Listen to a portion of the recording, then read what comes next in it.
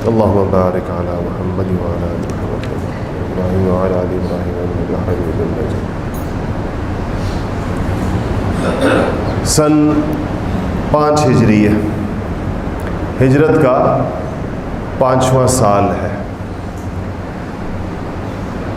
گزشتہ جمعے میں غزوہ مریسیع یا غزوہ بنو مصطلق پر بات ہوئی تھی۔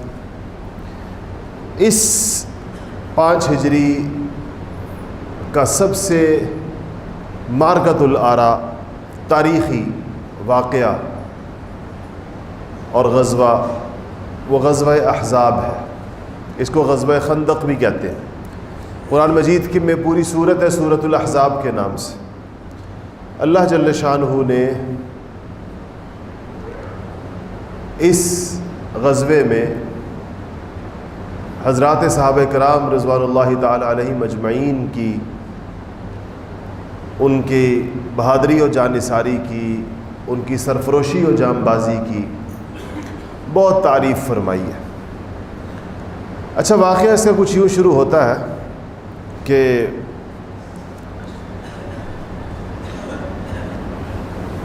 اس سے پہلے غزوہ بنو نذیر ہو گیا تھا، جس میں بنو نذیر کے یہودیوں کو مدینہ منورہ سے نکال دیا گیا تھا، جلا وطن کر دیا گیا تھا۔ اور وہ اس وجہ سے اگرچہ وہ تھے تو اس قابل کہ ان کو قتل کیا جاتا، کیونکہ انہوں نے نبی کریم صلی اللہ علیہ وسلم پر متعدد قاتلانہ حملے کیے تھے اسی غزوہ بنو نذیر سے پہلے۔ لیکن چونکہ بنو نذیر حلیف تھے، معاہدے میں تھے خزرج کے ساتھ، اس لیے خزرج نے ان کی سفارش کی، کہا کہ یا رسول اللہ، بجائے اس کے کہ ان کو قتل کیا جائے، ان کو جلا وطن کر دیا جائے۔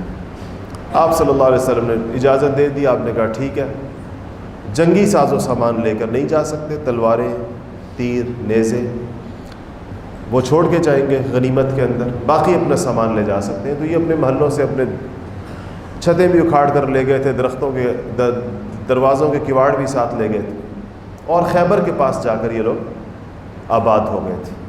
پھر انہی کے ساتھ دوبارہ غزوہ خیبر ہوا۔ مگر جب یہ مدینہ سے نکل گئے، ان کو مدینہ یاد بڑا آتا تھا،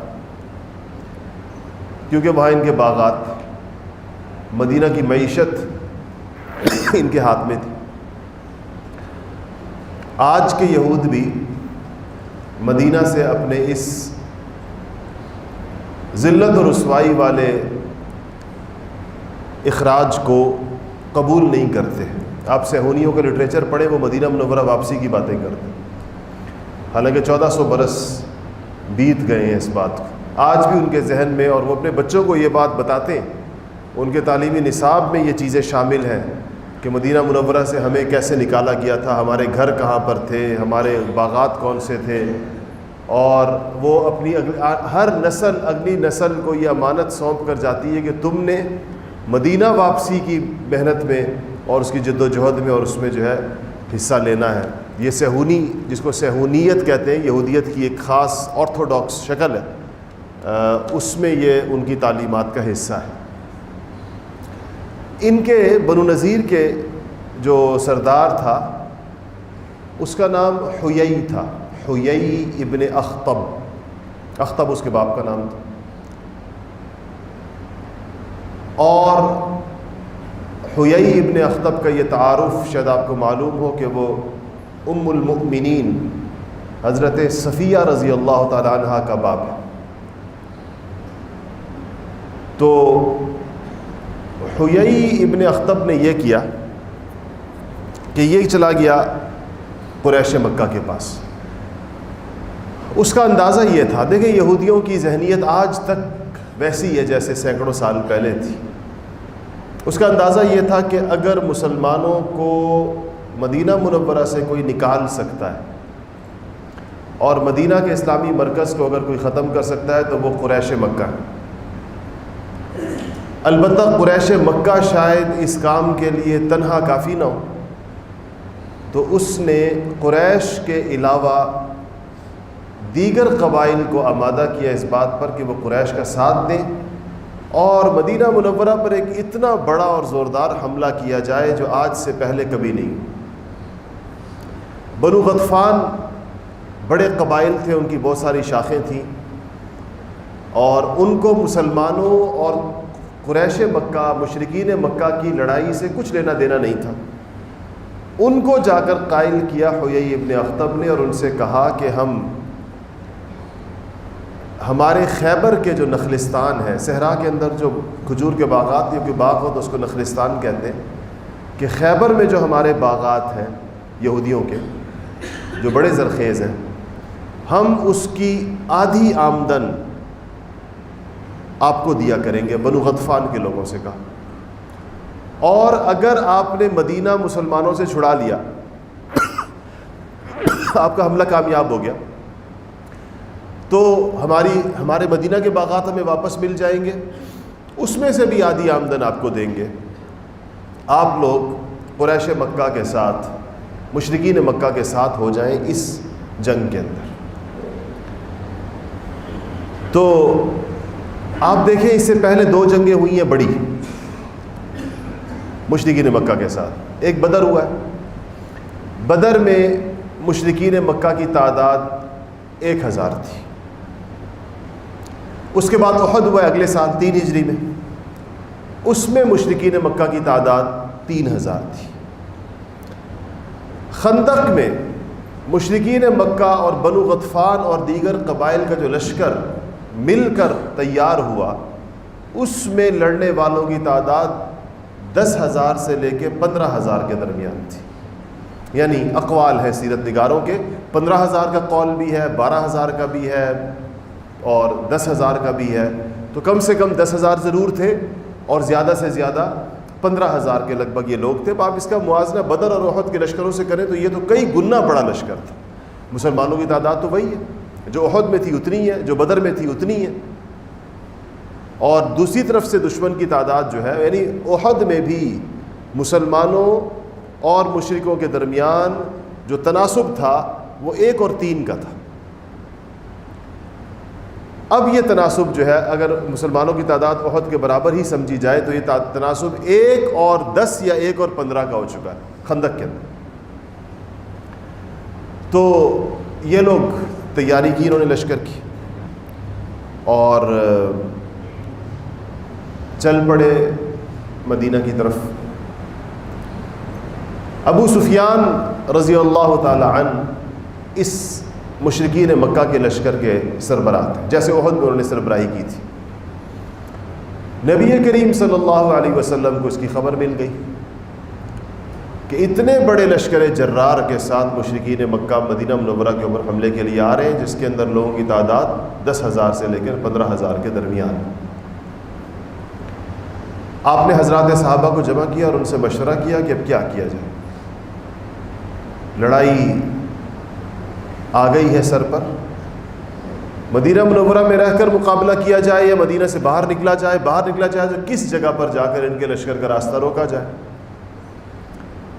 حضرت سلمان فارسی رضی اللہ تعالیٰ عنہ نے مشورہ دیا کہ لشکر بہت بڑا ہے اور دو بدو اس کے ساتھ جنگ کرنے کی بجائے مدینہ میں اپنے آپ کو محصور کر لیا جائے اور مدینہ شریف کے چاروں طرف خندق کھود دی جائے۔ اس خندق کو یہ لوگ پار نہیں کر سکیں گے اور اتنا بڑا لشکر بہت مدت تک محاصرہ نہیں کر سکتا۔ 15,000 لوگوں کا کھانا پینا، رہنا سہنا۔ آپ صلی اللہ علیہ وسلم کو یہ مشورہ بہت پسند آیا۔ آپ نے صحابہ کی جماعتیں بنا دی، ٹولیاں بنا دی، اور 10 آدمیوں کی جماعت کو 10 گز زمین کھودنے کا کام دے دیا۔ اچھا، یہ چوڑائی ظاہر ہے کہ اتنی رکھنی ہے خندق کی کہ کوئی بندہ اس کو گھوڑے کے ذریعے سے بھی، گھوڑے کو اگر دور سے وہ دوڑاتا ہوا لاتا ہے اور گھوڑے کو جمپ لگواتا ہے تو بھی وہ پار نہ کر سکے۔ ظاہر ہے خندق کا مقصد تبھی پورا ہو۔ دوسرا یہ کہ اگر کوئی بندہ اس میں گر جائے تو باہر نہ نکل سکے، اتنی گہرائی ہونی چاہیے۔ تو سیرت نگاروں نے، مورخین نے اس کی لمبائی چوڑائی مختلف حضرات نے ذکر کی ہے، کہ خندق کی لمبائی کی یعنی چوڑائی کتنی تھی اور گہرائی کتنی تھی. گہرائی کے بارے میں بعض حضرات نے کہا کہ یہ خندقیں اتنی گہری کھودی گئی تھی کہ نیچے سے تری نکل آئی تھی پانی کی. مدینہ شریف میں پانی نسبتاً قریب بھی ہے. تو 10 افراد کی جماعت کو، 10 افراد کے گروپ کو حضرات صحابہ کے نبی کریم صلی اللہ علیہ وسلم نے 10 گز زمین دی تھی. اگر مدینہ شریف آپ گئے ہیں اور آپ نے وہ جو 7 مساجد جہاں پر ہیں جن کو 7 مساجد کہتے ہیں، اب تو اس میں سے 4 رہ گئی ہیں، پہلے 7 ہوا کرتی تھی. مسجد الفتح جہاں پر ہے، یہ وہ جگہ ہے جہاں نبی کریم صلی اللہ علیہ وسلم اور حضرات صحابہ کے خیمے تھے. اور آپ نے دیکھا ہوگا کہ یہ جگہ بالکل جبل سلع کہتے ہیں اس کو، پہاڑ ہے، اس پہاڑ کے بالکل دامن کے اندر، اب پہاڑ کے ساتھ، یعنی ایک حصہ مدینہ منورہ کا جبل سلع نے گھیرا ہوا تھا، تو ادھر تو خندق کی ضرورت نہیں تھی، تو پہاڑ تھا، اس میں چڑھ کر نہیں آ سکتے تھے. دوسری جو سمت تھی ادھر سے یہ خندق کھودی گئی. حضرت عبداللہ ابن جابر رضی اللہ تعالیٰ عنہ فرماتے ہیں کہ جب 6 دن ہمیں لگے اس میں، سیرت نگاروں کا اس میں اختلاف ہے کہ خندق کتنے دنوں میں کھدی ہے. تو بعض حضرات یہ کہتے ہیں کہ یہ 6 دن میں ہے، اور یہ زیادہ قول قرین قیاس لگتا ہے. بعض حضرات نے لکھا ہے کہ یہ 20 دن ہے. تو اس کے بارے میں مورخین کا خیال یہ ہے کہ یہ 20 دن سے ان کی مراد یہ ہے کہ 6 دن کھودنے میں لگے اور 15-16 دن کم و بیش محاصرہ رہا مشرکین مکہ کا. اچھا، یہ جاڑوں کا موسم تھا، سردی کا. مدینہ شریف کی ٹھنڈی ہوائیں مشہور ہیں. مکہ مکرمہ کا موسم تو گرم ہے، مدینہ شریف میں بڑی ٹھنڈ ہوتی ہے.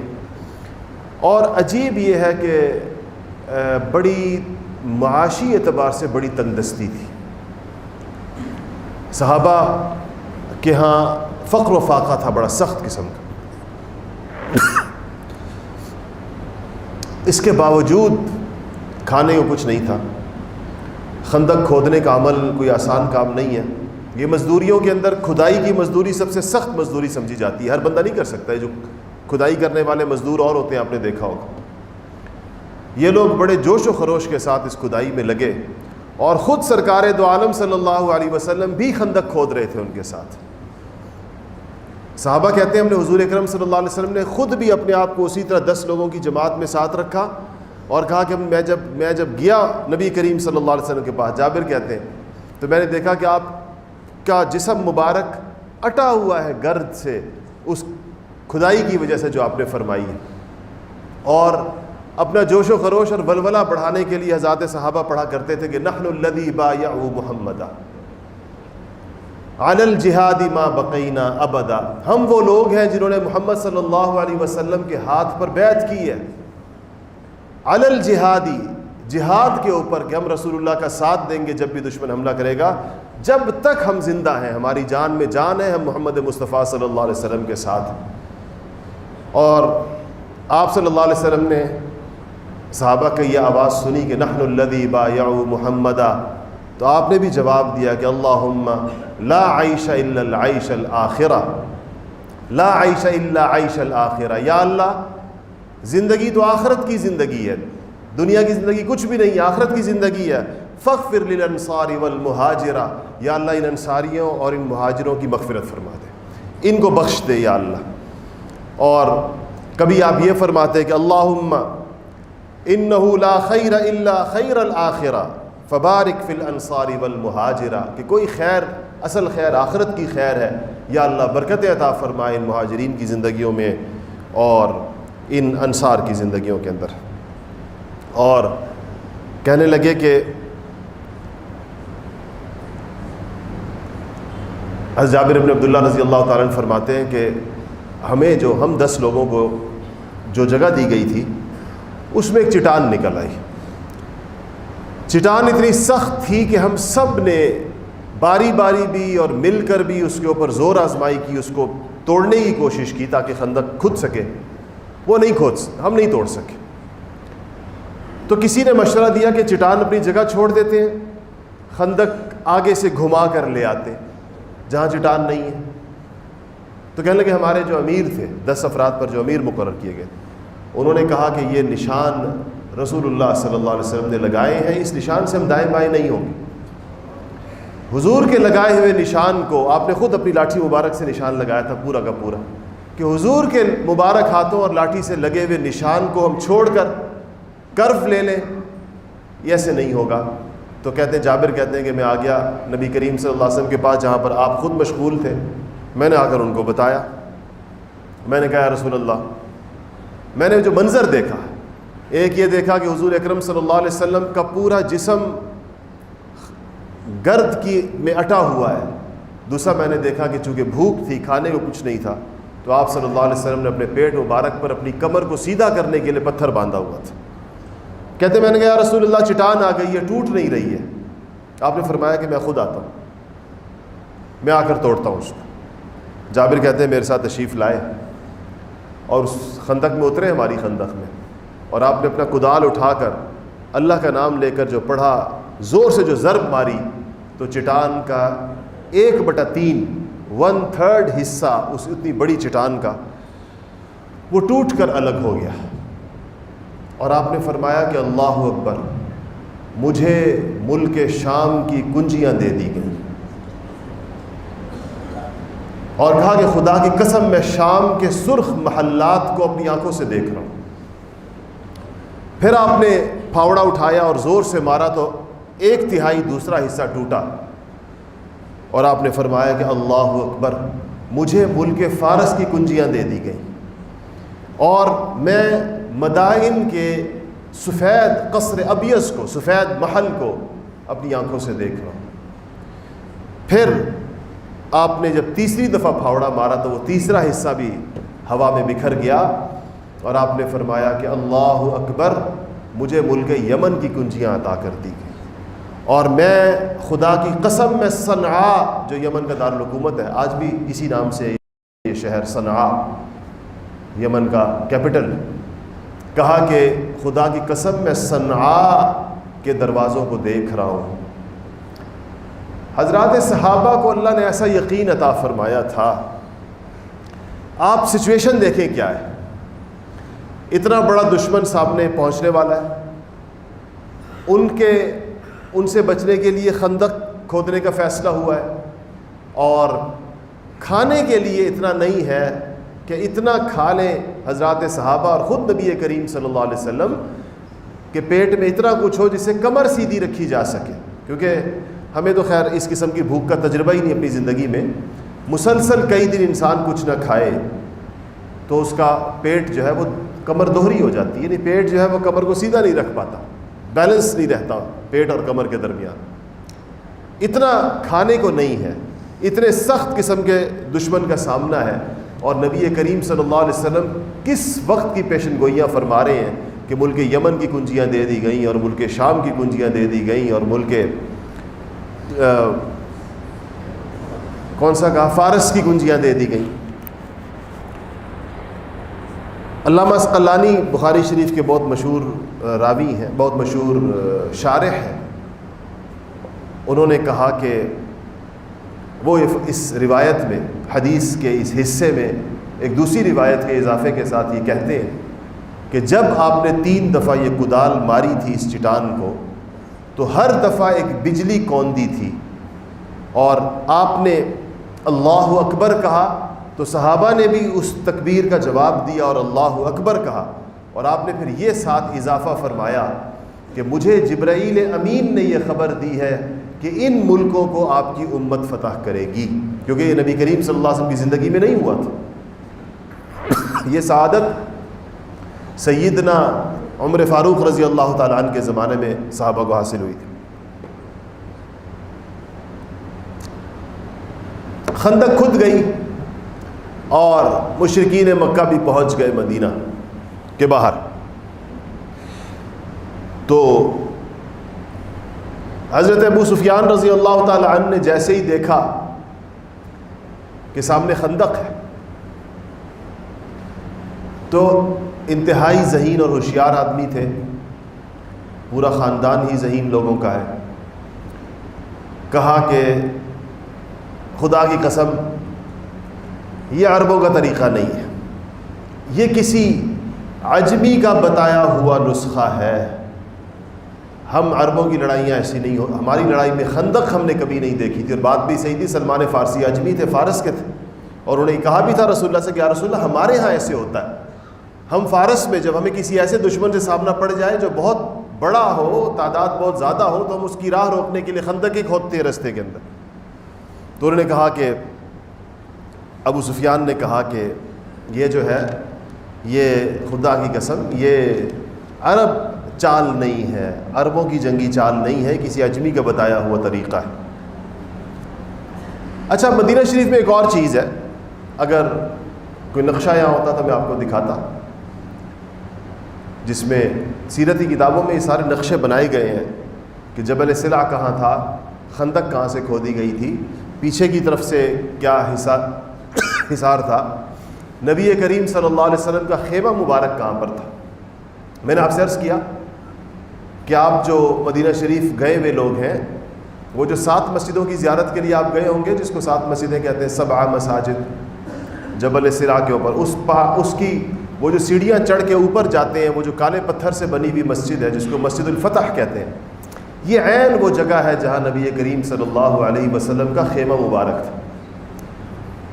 یہ حرمین شریفین جب تک ترکوں کے پاس رہے، ایک ایک آثار کی انہوں نے حفاظت کی، اور جب سے ان بدذوق سعودیوں کے ہاتھ لگے ہیں، ایک ایک چیز انہوں نے مٹا دی، مسجدیں مٹا دیں، آثار مٹا دیے، ان کو ہر چیز میں سے شرک کی بو آتی ہے، اور یہودیوں کے آثار تو قائم ہیں، کعب ابن اشرف کا قلعہ آج بھی موجود ہے، اسلامی آثار مٹا دیے بہت سارے، اور تیزی سے ختم ہو رہے ہیں۔ اب کچھ عرصے سے معاشی بدحالی آئی ہے، تو کسی نے ان کو بتایا ہے کہ ٹورزم ہو سکتا ہے اس کے اوپر، تو دوبارہ سے ان آثار کو بنا رہے ہیں ٹورزم کے لیے، اور بہت ساری چیزوں کو دوبارہ سے ریسٹور کر رہے ہیں پیسے کمانے کے لیے۔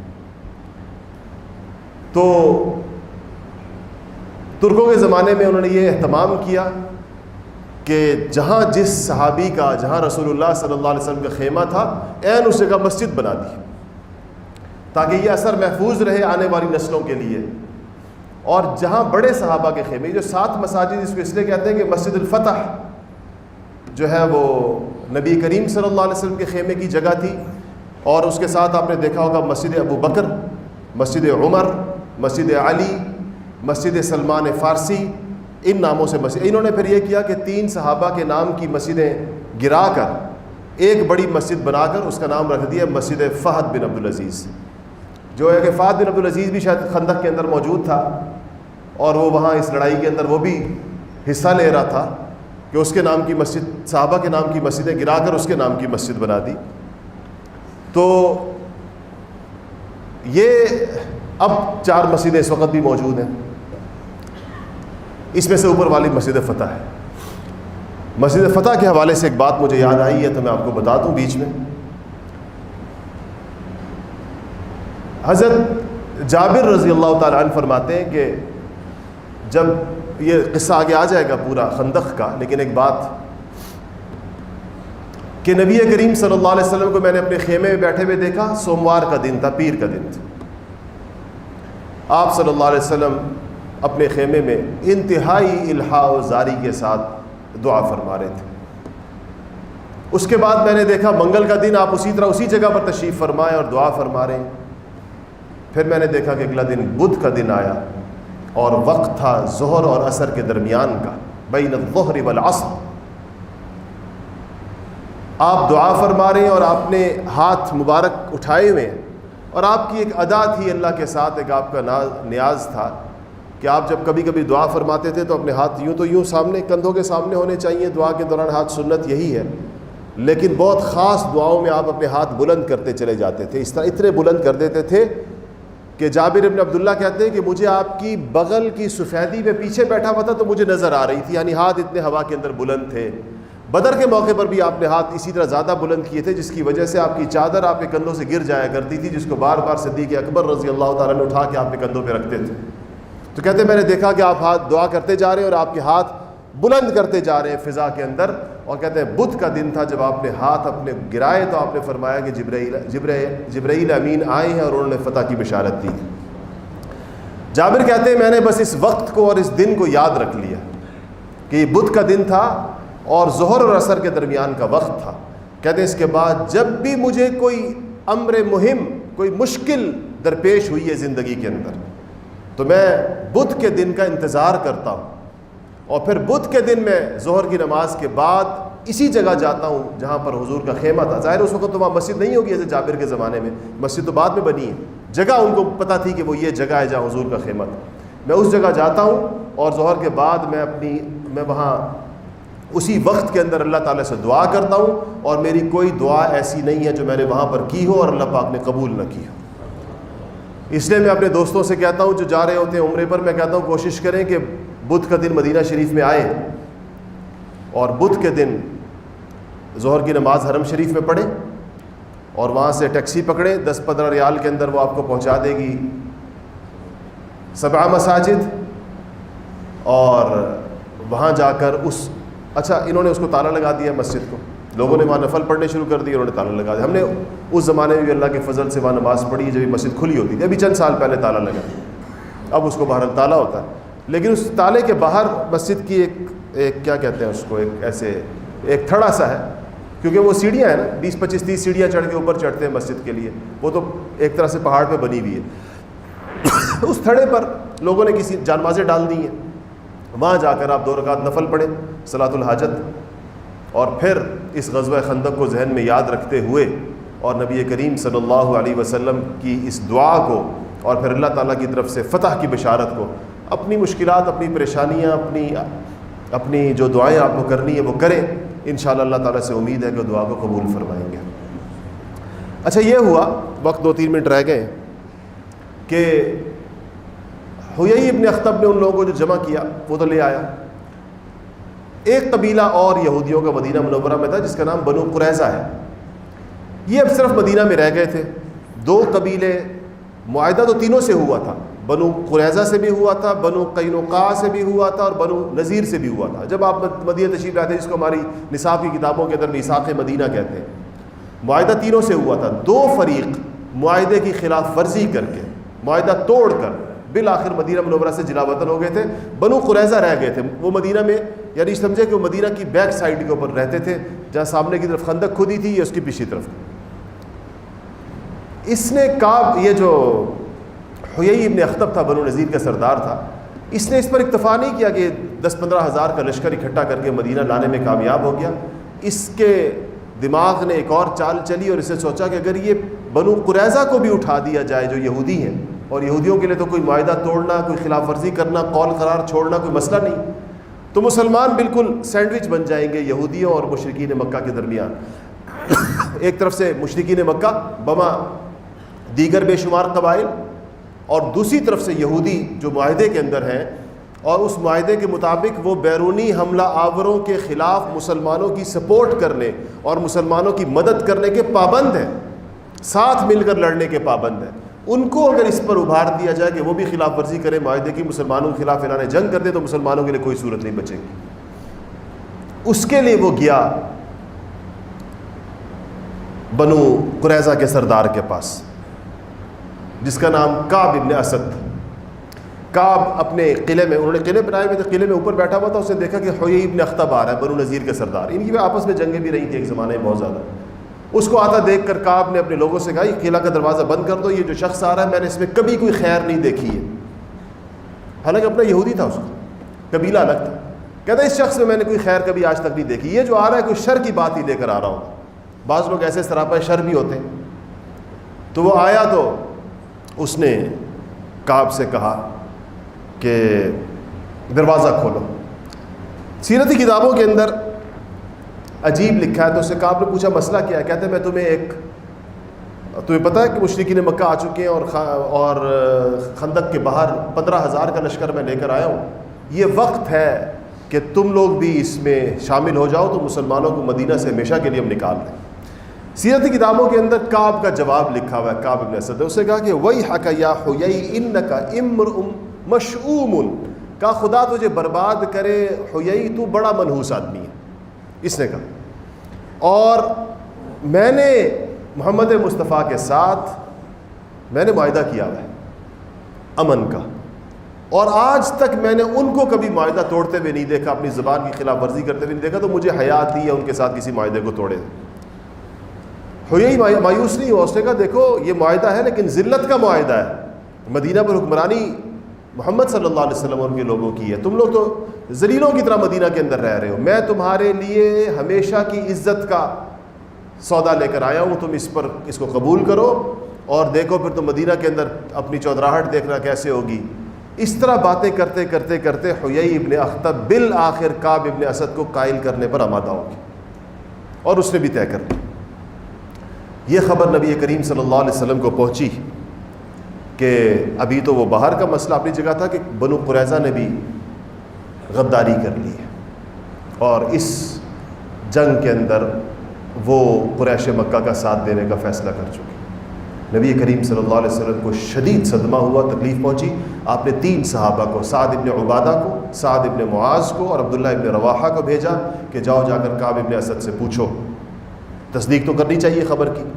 یہ 3 فرماتے ہیں حضرات کہ اور آپ نے ایک عجیب بات ارشاد فرمائی جو میں آپ کو خاص طور پہ بتانا چاہتا ہوں۔ آپ نے کہا کہ اگر یہ خبر سچی ہو کہ کعب ابن اسد نے غداری کی ہے تو جب تم واپس آؤ تو مجھے خبر ایسے مبہم الفاظ میں دیکھنا کہ صحابہ کو پتہ نہ چلے اس بات کا، ان کا مورل ڈاؤن نہ ہو، اور اگر یہ خبر جھوٹی ہو اور بنو قریظہ معاہدے کے اوپر قائم ہو تو آ کر آواز بلند بتانا کہ سارے اس افواہ کا خاتمہ ہو جائے۔ اس سے پتہ چلتا ہے کہ مشکل حالات کے اندر افواہیں نہیں پھیلانی چاہیے، جو ہمارے میڈیا کا شب و روز کا کام ہے، اسی کے کام یہی ہے، لوگوں کا اوسان خطا کرنا، لوگوں کو بدحواس کرنا، لوگوں کو خوفزدہ کرنا۔ ابھی یہ کرونا کی اس کیا کہوں میں اس کو، پتہ نہیں وبا تھی یا کیا تھا، مجھے تو سمجھ نہیں آیا کیا تھا، تو اس میں آپ نے دیکھا ہوگا میڈیا کردار ایسے جیسے کوئی کرکٹ میچ کی رننگ کمنٹری ہو رہی ہے، اتنے لوگ وہاں مر گئے، اتنے وہاں مر گئے، اتنے یہاں مر گئے، اتنے یہاں مبتلا ہو گئے، اتنے یہ ہو گیا تھا، سننے والا جو گھر میں بیٹھا ہوا تھا اس کا ویسے ہی آدھا دل وہیں پر نیچے ہو گیا۔ تو ایسے جنگی حالات میں بھی ان کا یہی کام ہوتا ہے، یہ ہر آزمائش کو ایک اپرچونٹی سمجھتے ہیں اپنی ریٹنگ کے لیے، کہ موقع آیا ریٹنگ بڑھاؤ کسی طریقے سے، انسانوں کے اعصاب کی قیمت پر، انسانوں کی جان کی قیمت پر، انسانوں کے کتنا ایک انسان کو یعنی اس کا مورل ڈاؤن کرنا، اس کو بدحواس کرنا کچھ چھوڑی۔ خیر، تو یہ لحظات تشریف لائے تینوں۔ کعب ابن اسد بیٹھا ہوا تھا اپنے قلعے میں، آپ نے ان تینوں حضرات نے کہا کہ کعب ہم نے یہ سنا ہے، خبر آئی ہے کہ تم نے غداری کر، تم ہمارے معاہدے کے بارے میں تم نے اس کو توڑنے۔ تو اس نے کہا بڑی بے رخی اور بے مروتی کے ساتھ کہ ان تینوں نے کہا کہ ہمیں محمد صلی اللہ علیہ وسلم نے بھیجا ہے۔ اس نے کہا کون محمد؟ میں تو نہیں جانتا، اور کیسا معاہدہ مجھے نہیں پتہ، کون سا معاہدہ، نہ میں محمد نامی کسی شخصیت کو جانتا ہوں اور نہ میں کسی معاہدے کو جانتا ہوں۔ یہود کے لیے کوئی پینترا بدلنا کوئی مشکل کام تو نہیں۔ یہ صحابہ واپس آئے اور کہا، آپ کو بھی میں نے پچھلے جمعے یا اس سے پچھلے جمعے رعل اور ذکوان کا قصہ سنایا تھا، جو واقعہ ہوا تھا جہاں صحابہ کو دھوکے سے قتل کیا گیا تھا، لے جا کر حضور سے لے جا کر باقاعدہ انہوں نے واپس آ کر ان کا نام لیا قبیلوں کا، کہا کہ آئے حضور سے کہا یا رسول اللہ بات وہی ہے جو رعل اور ذکوان نے کی، مطلب جس طرح انہوں نے آپ کو صحابہ کو آپ سے لے جا کر آپ کی پشت میں خنجر گھونپنے کی کوشش کی، یعنی ان کو لے جا کے شہید کر دیا، دھوکہ کیا، غداری کی، یہی کعب ابن اسد نے بھی کیا، یہی بنو قریظہ نے بھی کیا۔ حضور اکرم صلی اللہ علیہ وسلم کو صدمہ ہوا شدید، آپ کے ساتھ آپ نے چادر آپ لیٹ گئے اور آپ نے چادر اپنے اوپر اس طرح تان لی پوری کی پوری، اور ادھر سامنے فاقہ چل رہا ہے، سردی چل رہی ہے، ان کا محاصرہ چل رہا ہے، اور پیچھے سے یہ خبر آئی۔ اس وقت اوپر ہو گیا، آج معاف کیجیے گا، انشاءاللہ باقی اگلے جمعے اگر زندگی رہی تو۔ آخر دعوانا الحمدللہ رب العالمین۔